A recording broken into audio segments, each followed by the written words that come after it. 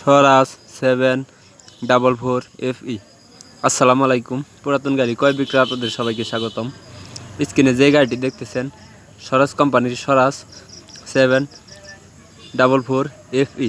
গাড়িটি ইমার্জেন্সি বিক্রি করা হবে। প্রথমেই বলে নিতেছি গাড়িটির লোকেশন হল রংপুর জেলা পীরগঞ্জ থানা, 2020 সালের মডেল।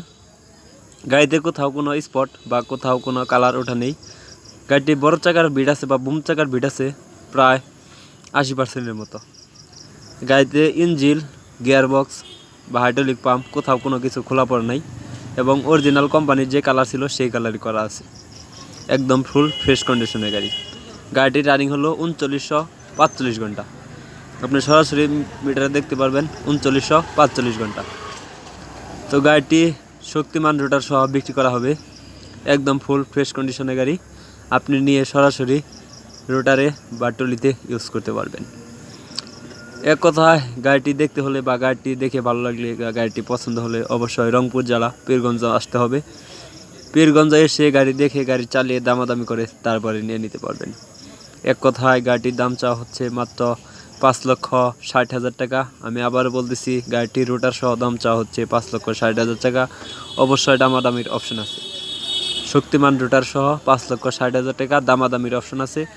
অবশ্যই গাড়িটি নিতে হলে বা গাড়িটি দেখে পছন্দ হলে দেখতে হলে আসতে হবে রংপুর জেলা পীরগঞ্জ থানা। যারা ইউটিউবে ভিডিও দেখতেছেন এরকম নতুন নতুন ভিডিও পেতে ইউটিউব চ্যানেলটি সাবস্ক্রাইব করে রাখবেন।